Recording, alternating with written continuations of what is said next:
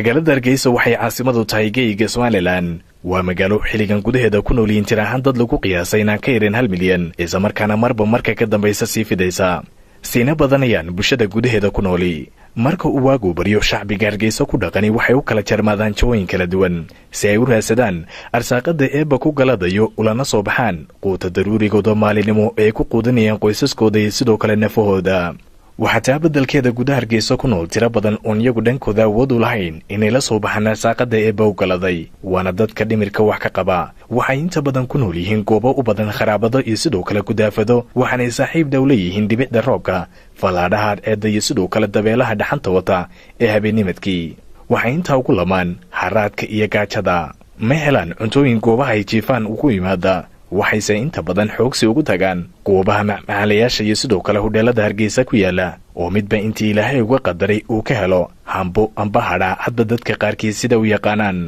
balse jawigu waxa uu haasaa ka mid ka duwan markii cabaara 12 subaxnimo aan isu diyaarinay waanba bixidda diyaarinta warbixintan si aan ugu kuurgalo marxaladda xilligan la daristay walaalahan maalinnimadku waa Rabadaan waxaana inta badan xidhan goobihii ay ku xidhnaayeen dadkan dhimirka wax ka qaba oo badan macmacaalayaasha iyo sidoo kale hudheelada laga cunteeyo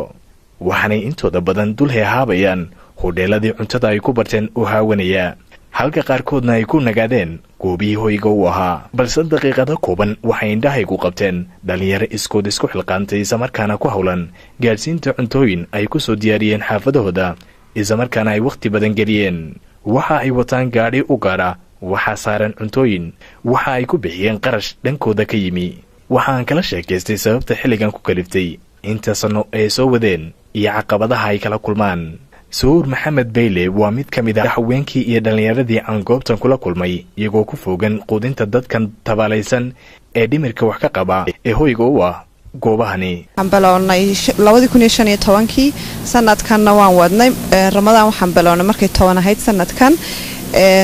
arintan waxa weeyaan basically inaan dadka xanuunsan ee dhimirka ka qaba inaan qado u qaybino qadadaas oo qado guri lagu soo kariyay oo qadadii qof aan dhimirka waxba ka qaban oo cuni lahaayoo si fiican loo soo kariyay qadada duhurkii ayaan soo xidhnaa sharaab iyo biyo ayaan u qaybinaa dadka dariiqyada jiifa ee dhimirka wax ka qaba marka meelo kala duwan baanu ku aragnaa dadkan magaalada Hargeysa koonayaasheedo dhan waan tagnaa iyo suuqa dhexdiisa qaar meelay joogan loogu tago qaarna iyagu dariiqa socda ayaanu cuntada siinaa barnaamijkan waxa bilaabay gurubka heer sare oo kala jooga meelo kala duwan horta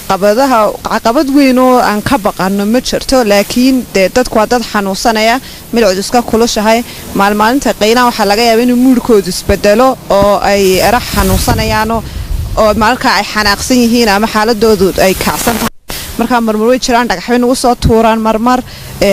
caagadii ama cuntadii bay nagu dhuftaan inta badan horta alxamdulillah wax dhibaato naga soo gaadhin oo wax dhibaato kale ma kulmin laakiin way jirtaa marmarkaas oo kalena waxaan isku daynaa inaan risk assessment sameeyno markaan qofka aragno xaaladiisu kacsan tahay inaan ka dhaqaaqno ama aad yar aanu weydiino cuntadan ma cunaysa hadii raado maya ama ma jirta cid u maqan iyo eel u qodan bulshadan tabaalaysan ee la tiicaysa xaaladda dhimir ka sokow gaajada iyo araadka soo food saaray